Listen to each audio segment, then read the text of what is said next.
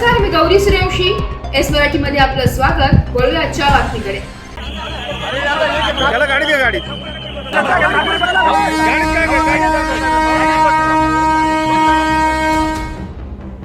मुंबईला डॉक्टर बाबासाहेब आंबेडकर यांना अभिवादन करण्यासाठी जाणाऱ्या तरुणांवर चाकूने हल्ला.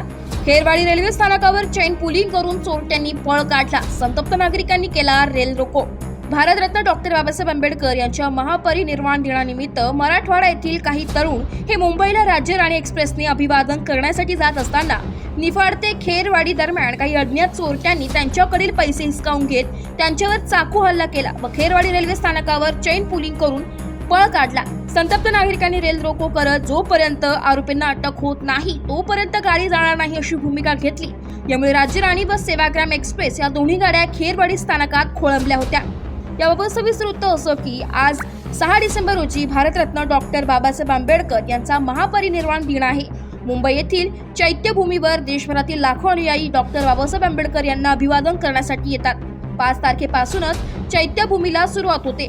मराठवाडा येथील काही तरुण काल राज्य राणी एक्सप्रेसने जात असताना निफाड ते खेरवाडी दरम्यान काही चोरट्यांनी त्यांच्याकडील पैसे हिसकावून घेतले. त्यांना विरोध केला असता त्यांनी त्या तरुणांवर चाकूने हल्ला केला. यात काही तरुण जखमी झाले. मात्र या सगळ्या गडबडीत या चोरट्यांनी खेरवाडी स्थानक येता चेन पुलिंग केली व पळ काढलाय. मात्र संतप्त नागरिकांनी रेल रोको करत जोपर्यंत आरोपींना अटक होत नाही तोपर्यंत गाडी पुढे जाणार नाही अशी भूमिका घेतली आहे.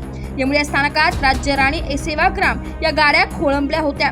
यामुळे रोज अपडाऊन करणाऱ्या कर्मचाऱ्यांना याचा त्रास सहन करावा लागला. ते नांदेडून गाडी निघाली राजा राणी आणि नंतर त्यांनी नांदेडमधून बसलेले लोक होते.